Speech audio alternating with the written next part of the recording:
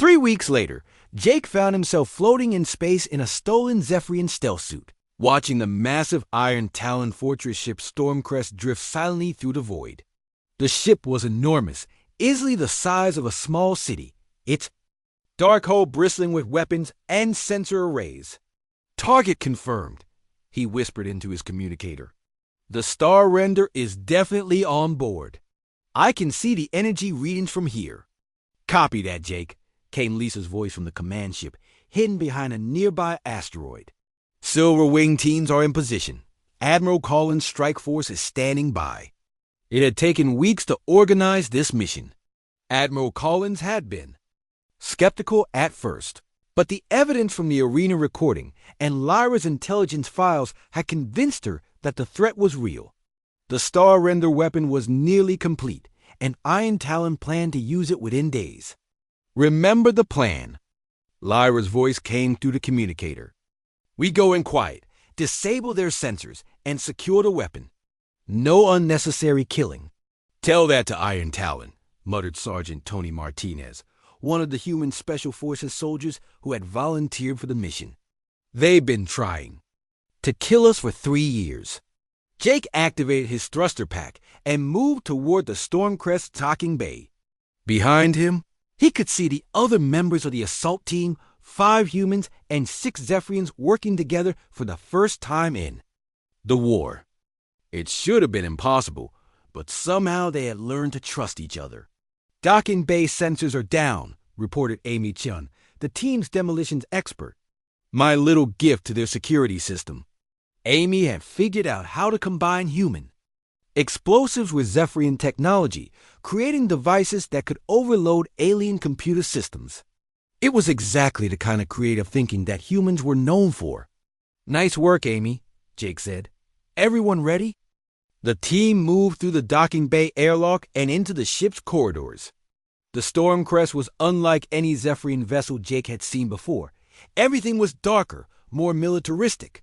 The walls were covered with weapons and armor and propaganda. Posters showed Iron Talon warriors standing over defeated enemies. "This way," whispered Castaigne, one of the Silver Wing Zephyrians. "The star render is in the central core 20 levels down." They moved through the corridors like ghosts, avoiding patrols and security cameras. Jake was amazed at how well the mixed team worked together. The humans provided creative solutions, unexpected problems, while the Zephyrians knew the ships, layout, and security procedures. "Hold up," Tony said, raising his hand. "I hear voices ahead." They pressed against the wall as a group of Iron Talon guards walked past, their conversation carrying clearly in the quiet corridor. "General Vex is getting impatient," one guard said. "He wants the weapon ready for firing by tomorrow." "What's the target?" asked another. "Earth first, then our own homeworld. He says both planets are infected with weakness and need to be cleansed." Jake felt sick. Iron Talon wasn't just planning to destroy humanity. They were planning to destroy their own people, too. "Did you hear that?" Lyra's voice came through the communicator. "We heard it," Jake replied. "This is worse than we thought." They waited until the guards passed, then continued deeper into the ship. The corridors became more heavily defended as they approached the central core. Amy had to disable 3 more security systems, and Tony had to take out 2 guards who spotted them. "Sorry," Tony said as he dragged the unconscious guards into a storage room. But they weren't going to listen to reason.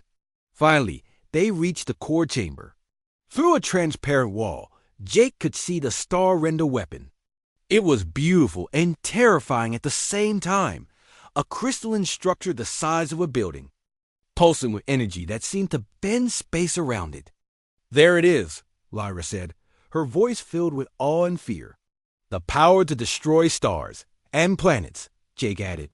"How do we stop it?" "The control room is on the far side," Kess said. "If we can reach it, Amy can overload the power systems and make the weapon destroy itself." "That's a big if," Tony said. "Look at all those guards." The chamber was filled with Iron Talon soldiers, all heavily armed and alert. Getting to the control room would mean fighting through dozens of enemies. "I have an idea," Jake said. "But you're not going to like it." "What?" Lyra asked. "We split up. You and the Silver Wing team create a distraction on the other side of the chamber. Draw the guards away from the control room. Tony, Amy, and I will sneak in and disable the weapon." "That's suicide," Lyra protested. "There are too many of them." "Maybe," Jake said, "but it's our best chance. And if we don't try, both our worlds die tomorrow." Lyra was quiet for a moment. Then she nodded. "Humans and their impossible plans. Very well, give us 5 minutes to get into position." The Silver Wing team moved away through the maintenance tunnels. Jake watched them go, hoping it wouldn't be the last time he saw Lyra alive. "Ready?" he asked Tony and Amy. "Let's do this," Amy said, checking her explosives. The distraction came exactly on schedule. Explosions echoed from the far side of the chamber as the Silver Wing team attacked the guards there. Alarms began blaring, and most of the soldiers ran toward the fighting. "Now," Jake said. They sprinted across the chamber toward the control room. A few guards saw them coming and opened fire, but Tony's return fire kept them pinned down while Jake and Amy reached the controls. "This is going to take a minute," Amy said, pulling out her tools. "The Zephyrian technology is more complex than I thought." "We don't have a minute," Jake said, watching more guards converge on their position. That's when the real battle began. Tony held the doorway, his human rifle spitting fire at the advancing Iron Talon soldiers. Jake found a Zephyrian weapon rack and grabbed an energy cannon, adding his fire to Tony's. "How much longer, Amy?" Jake shouted over the sound of weapons fire. "Almost got it," Amy replied, sweat beading on her forehead as she worked. "These power couplings are integrated into the main system. If I do this wrong, the whole ship could explode. If you don't do it at all, 2 planets explode," Tony said, reloading his rifle. Across the chamber, Jake could see Lyra and her team fighting desperately against overwhelming odds. Several Silver Wing members were down, but they kept fighting. "Got it," Amy shouted. Initiating overload sequence now. The star render began to pulse faster, its energy readings climbing rapidly. Warning lights flashed throughout the chamber. "We need to get out of here," Jake said. "This whole section is going to blow." But as they started to run, Jake heard a voice that made his blood freeze. "Stop right there." General Crom Vex stood in the doorway, flanked by a dozen elite guards. His scarred face was twisted with rage, and he held a weapon that looked like it could cut through starship armor. "You have destroyed years of work," Vex snarled. "But it doesn't matter. The star render has backup systems. I can still target one planet before the overload destroys it." "Which planet?" Jake asked, though he already knew the answer. "Earth, of course," Vex said with a cold smile. "Your homeworld will burn, and I will watch it happen." He raised his weapon toward a control panel that Jake hadn't seen before. If Vex reached those controls, he could still fire the weapon one last time. Jake looked at Tony and Amy, then at Lyra across the chamber. In that moment, he made the kind of decision that humans were famous for, the kind that seemed crazy, but just might work. "Not today," Jake said, and charged straight at General Vex. The final battle for the star render had begun, and the fate of 2 worlds hung in the balance. The stolen Zephyrian fighter screamed through space, its hull glowing red-hot from the energy blast that had nearly destroyed it during their escape. Jake gripped the pilot's seat as Lyra fought to control the damaged ship, her hands moving quickly across controls that looked nothing like human technology. "Hull breach in Sector 7, she said through gritted teeth. "Life support is failing." Jake looked at the display screens, not understanding the alien symbols but recognizing the flashing red warnings. "How long do we have?" "Maybe an hour before we run out of air," Lyra replied. "Less if we keep bleeding atmosphere." Behind them, the massive Zephyrian warship grew smaller as they fled toward the edge of the system. Jake could see other ships moving to intercept them, their weapons charging for another attack. "There," Lyra pointed to a small moon ahead of them. Titan's Edge. It's a neutral zone where both our peoples trade illegally. If we can reach it, we might find help. The fighters shuddered as another energy blast grazed their shields. Jake was amazed they had made it this far after the battle to escape the ship. The Silver Wing members had fought bravely, but only he and Lyra had made it to the fighter bay alive. "I'm sorry about your friends," Jake said. "They knew the risks," Lyra replied, her voice tight with emotion. "They died believing their sacrifice would help end this war." The moon grew larger ahead of them. Jake could see lights on its surface, signs of the smugglers and traders who operated in the shadows between the two warring species. It wasn't much, but it was their only hope. "Incoming transmission," Lyra said. "It's from the surface." A human voice crackled through their damaged communication system. "Unknown fighter, this is Titan's Edge Control. You are entering neutral. Space, state your business or be fired upon." Jake leaned forward to the communication panel. "This is Captain Jake Morrison of the U.E.S. Defiance. We are requesting emergency landing. Our ship is damaged and we need help." There was a long pause. Then the voice came back, sounding surprised. "Jake Morrison? Jake, is that really you?" Jake felt a surge of hope. "Who is this?" "It's Lisa Santos. We served together on the Wandering Star before the war started. What are you doing in a Zephyrian?" "Fighter, it's a long story, Lisa. Can you help us?" "Land at Base 7. I'll meet you there." The fighter's engine sputtered as they descended toward the moon's surface. Lyra managed to keep them flying just long enough to reach the landing bay, where the ship finally gave up and crashed into the metal deck with a grinding screech. Jake kicked open the emergency hatch and helped Lyra climb out. Both of them were covered in cuts and bruises from their escape, and Lyra's silver blue feathers were singed from the energy blast that had nearly killed them. "Jake!" A woman's voice called out from across the landing bay. Jake turned to see Lisa Santos running toward them. She was exactly as he remembered her, short, stocky, with dark hair and the kind of smile that could light up a room. She wore the practical clothes of a merchant spacer, and her ship, the Wandering Star, sat in the bay next to their crashed fighter. "I can't believe you're alive," Lisa said, throwing her arms around him. "Your ship reported you as killed in Action 3. Days ago. I was captured," Jake said. "Lisa, I need you to meet someone. This is Commander Lyra Voss of the Zephyrian Fleet." Lisa stepped back, her hand moving instinctively toward the weapon at her belt. "A Zephyrian? Jake, what's going on?" "She saved my life," Jake said. "And she has information that could end this war." Lisa looked between them, clearly confused. "End the war? How?" "Because the war was started by lies," Lyra said, speaking for the first time since they landed. "Your people and mine have been manipulated by those who profit from conflict." "That's impossible," Lisa said. "The Zephyrians attacked our colony ship without warning. Everyone knows that." "Everyone is wrong," Jake said. "Lisa, we have proof.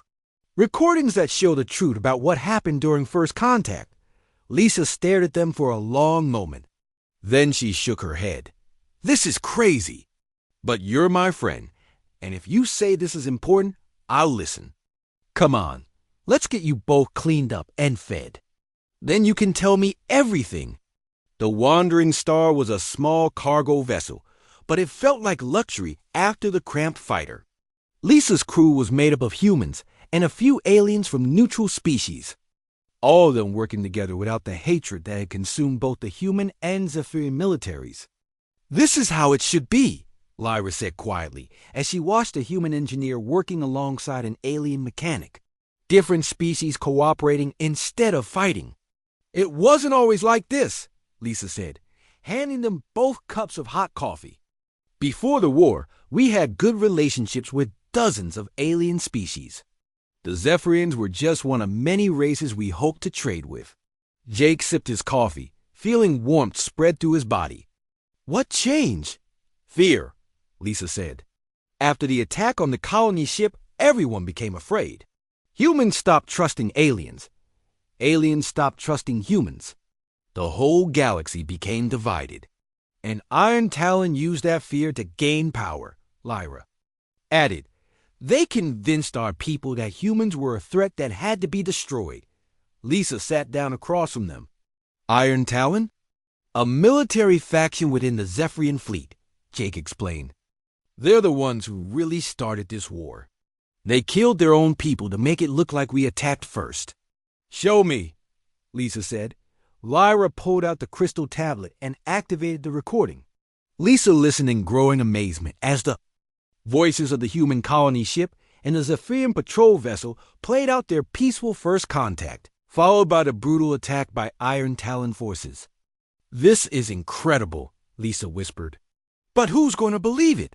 Both governments are committed to this war now. Not everyone, Jake said. Lyra is part of a resistance movement called the Silver Wing. There's Zephyrians who want to end the war. And there are humans who feel the same way, Lisa said. Admiral Patricia Collins has been pushing for peace talks, but she's been blocked by the Hawks in the military. Could you contact her? Lyra asked. Maybe, but it would be dangerous. If the wrong people found out I was helping you, I'd be arrested as a traitor. Jake leaned forward. Lisa, how many people have died in this war? Too many, Lisa said quietly. And how many more will die if we don't try to stop it? Lisa was quiet for a long moment. Then she nodded. I'll help you. But we need to be smart about this. If Iron Talon is as powerful as you say, they'll do everything they can to stop us. They already are, Lyra said.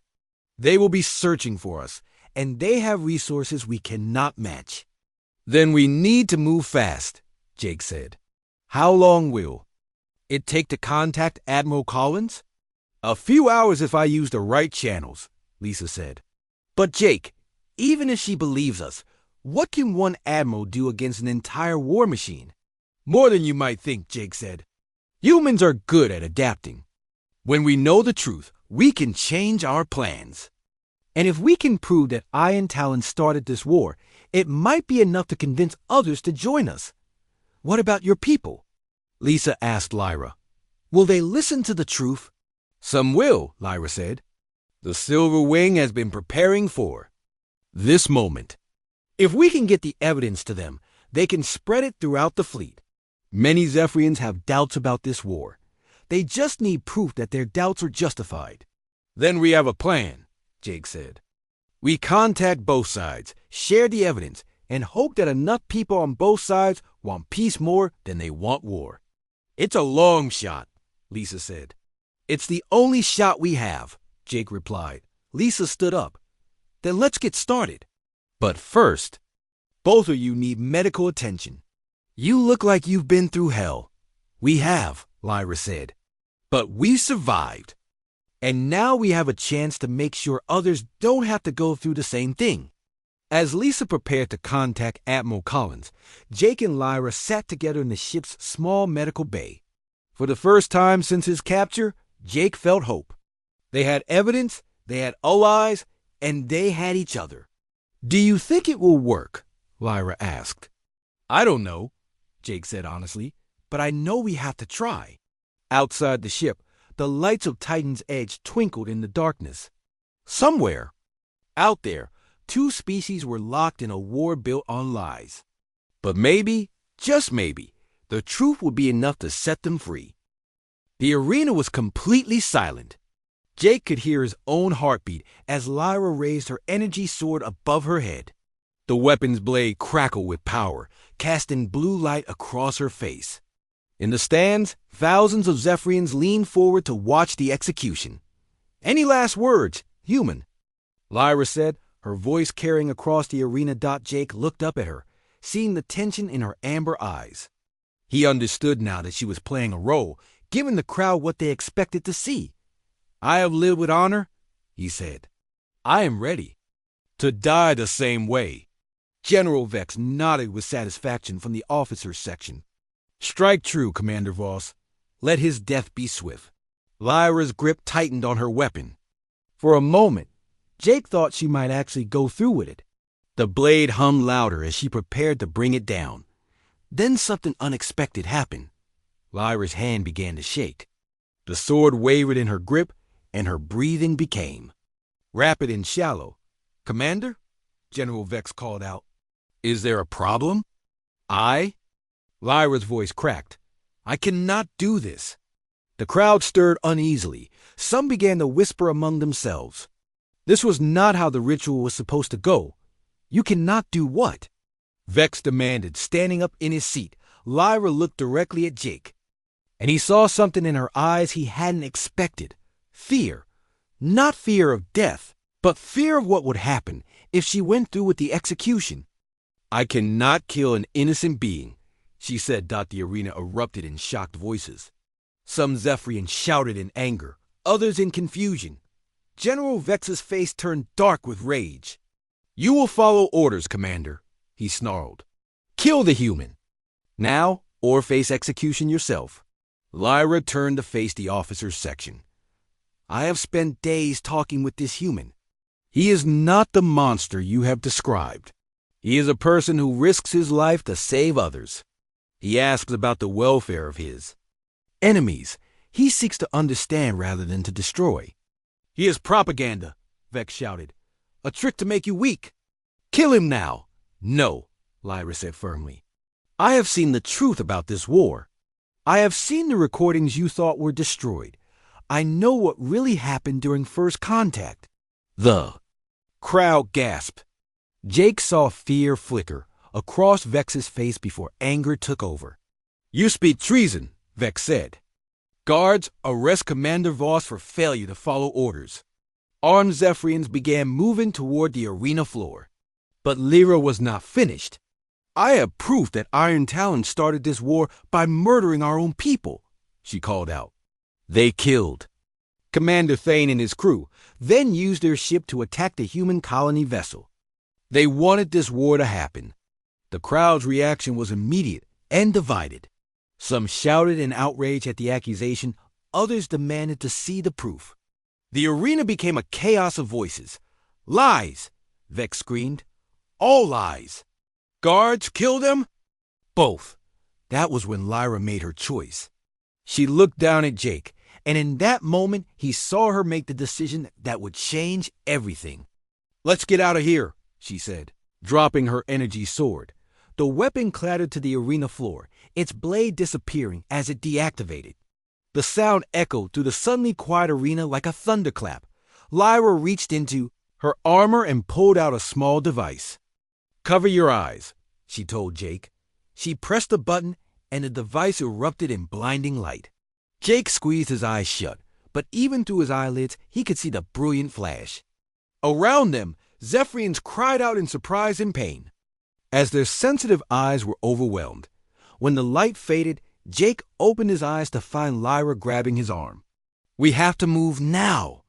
They ran toward the edge of the arena as armed guards poured in from all sides. Jake could hear General Vex shouting orders, but the confusion caused by the flash device had bought them precious seconds. "This way," Lyra said, leading him toward a service entrance that most of the crowd probably didn't even know existed. They reached the doorway just as the first guards got their vision back. Jake heard the whine of energy weapons charging up. Behind them, "Duck!" Lyra yelled. They threw themselves through the doorway as energy bolts sizzled past their heads. The corridor beyond was narrow and dimly lit, clearly meant for maintenance workers rather than warriors. "Where are we going?" Jake asked as they ran. "To meet some friends," Lyra replied. "The Silver Wing has been preparing for this moment." They ran through a maze of corridors, past rooms filled with strange machinery and conduits that hummed with power. Behind them, Jake could hear the sounds of pursuit. Boots on metal floors, voices shouting orders, weapons being charged. "Here," Lyra said, stopping at what looked like a maintenance panel. She pressed her hand against it, and Jake was surprised when it opened to reveal a hidden passage. They squeezed through the narrow opening and found themselves in a larger room filled with Zephyrians. Jake tensed, expecting a trap, but these aliens were different. They wore no armor, and their expressions were urgent rather than hostile. Commander Voss, one of them said. Did you get the recording device? Yes, Lyra said, pulling out the crystal tablet she had shown Jake earlier. Everything is documented. The arena, the crowd's reaction, Vex's orders to kill us both. It's all here. Good. We can transmit this to Silverwing cells throughout the fleet. When they see the truth, many will join us. Jake looked around the room. How many of you are there? More than Iron Talon knows, another Zephyrian said. We have been watching and waiting, gathering evidence, and recruiting others who question this war. What's the plan? Jake asked. We have to get you off this ship, Lyra said.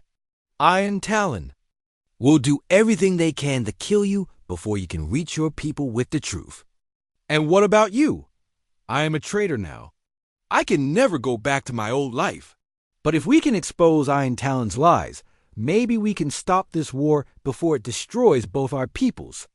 An alarm began sounding throughout the ship.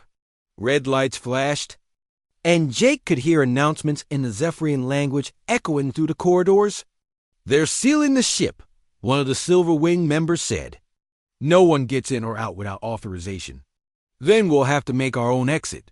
Lyra sighed. Is the fighter ready? Yes, but the launch bay is heavily guarded. Iron Talon troops are everywhere. Let them come, Jake said. I've been in worse situations. Lyra looked at him with surprise. You want to fight? I want to survive, Jake said, and I want to make sure the truth gets out. If that means fighting our way through half the ship, then that's what we'll do. One of the Silverwing members handed Jake a Zephyrian energy pistol. Do you know how to use this? Jake hefted the weapon, feeling its weight and balance.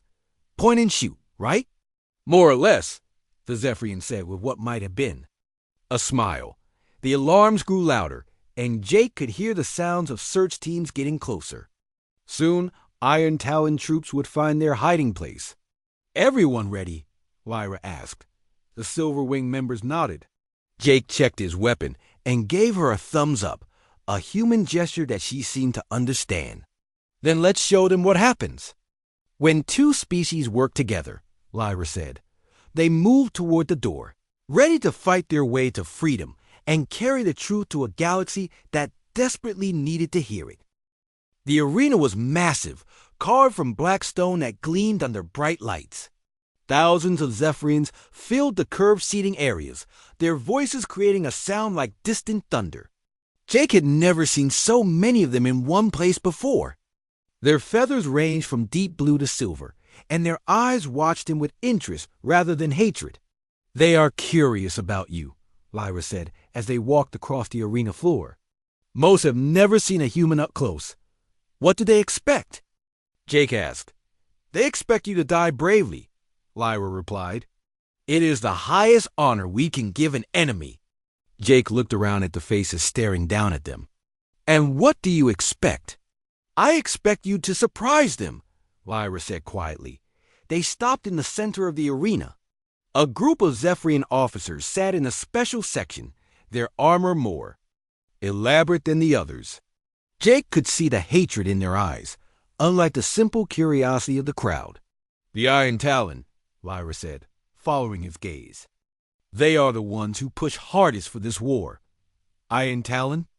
A military faction. They believe that war is the only way to keep our people strong. They say that peace makes us weak and soft. An older Zephyrian stood up in the officers' section. His feathers were steel gray, and scars covered his face and arms. When he spoke, his voice carried across the arena without effort.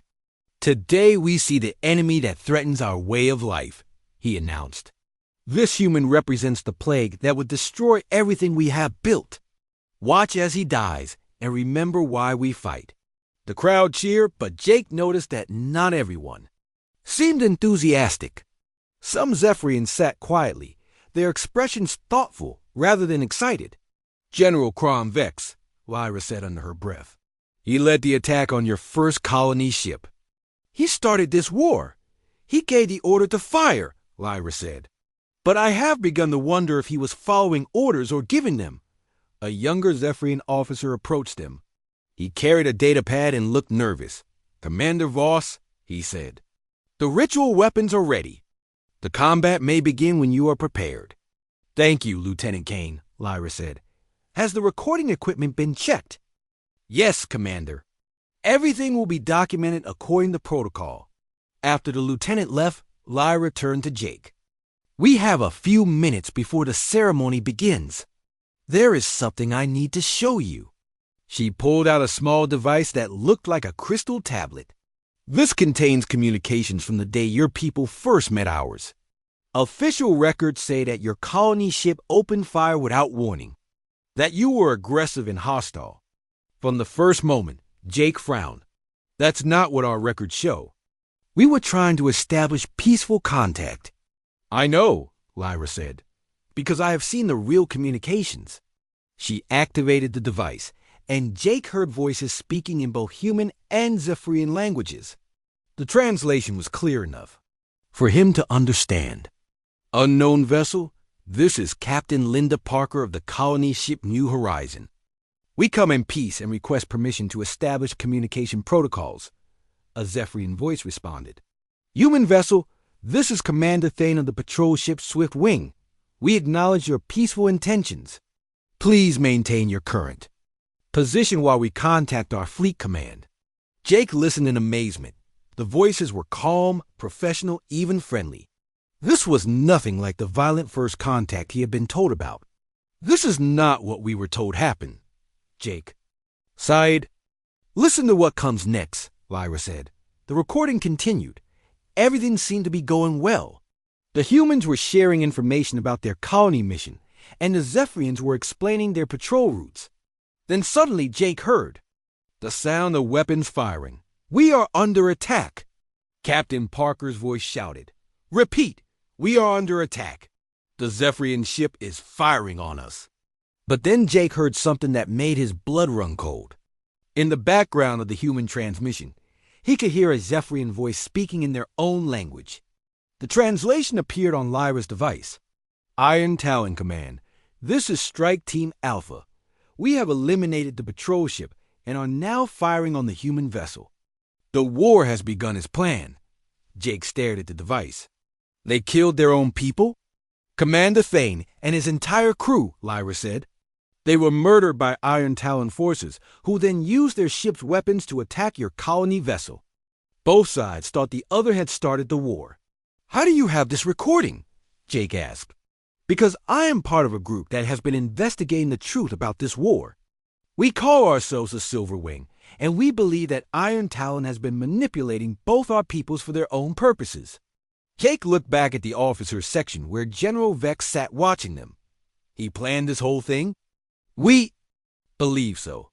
Iron Talon benefits from war. It gives them power and influence they would not have in peacetime. They have been working to ensure that any attempts at peace talks fail. How many people know about this? Not many. The Silver Wing has members throughout the fleet, but we must be careful. If Iron Talon discovers us, we will be executed for treason." Jake felt anger building inside him. "How many people have died because of their lies?" "Thousands on both sides," Lyra said. "And it will be millions if we cannot stop what is coming." "What do you mean?" Lyra looked around to make sure no one was listening. "Iron Talon is building a weapon.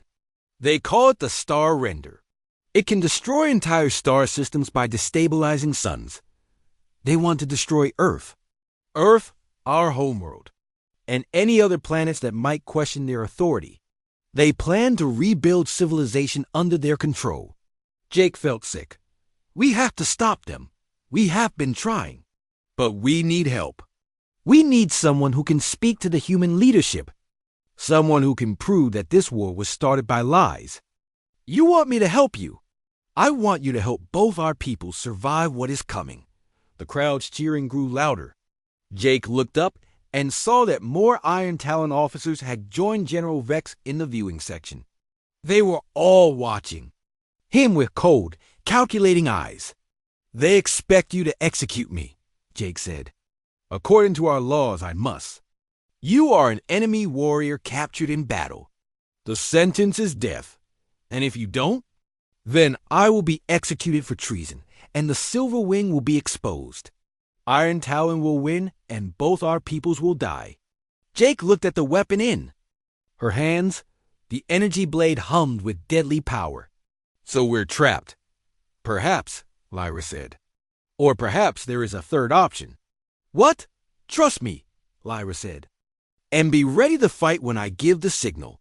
Before Jake could ask what she meant, a horn sounded across the arena. The crowd fell silent. General Vex stood up again. Let the ritual combat begin, he announced. May the stronger warrior prevail. Lyra raised her weapon and faced Jake. Her amber eyes met his, and in them he saw not the look of an executioner, but of someone who had made a desperate choice. For the honor of both our peoples, she said loudly enough for the crowd to hear. Then she whispered, for the truth. The arena held its breath as the two warriors faced each other. One human, one Zephyrian, about to decide the fate of both their species in a way that no one except them could imagine.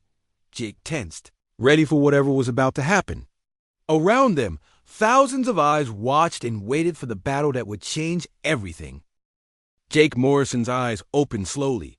His head felt like someone had hit it with a hammer. The last thing he remembered was his fighter spinning out of control, alarms screaming in his ears, and the blue-green surface of Kepler-442b rushing up to meet him. He had been covering the evacuation ships when the Zephyrian fighters came out of nowhere. Now he was somewhere else entirely. The walls around him were made of some kind of crystal that glowed with soft purple light. The floor was smooth and warm under his hands. He tried to sit up, but his body protested with sharp pains everywhere. His flight suit was torn, and dry blood covered his arms and face. So, the human finally wakes up, a voice said from outside the cell. Jake looked up and saw her for the first time.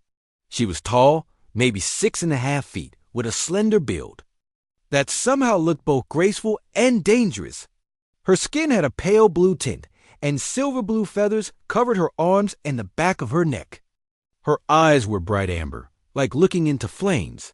She wore dark armor that seemed to absorb the light around it. Zephyrian, Jake said quietly. He had seen pictures of them before, but never one up close. Even as his enemy, he had to admit, she was beautiful in an alien way.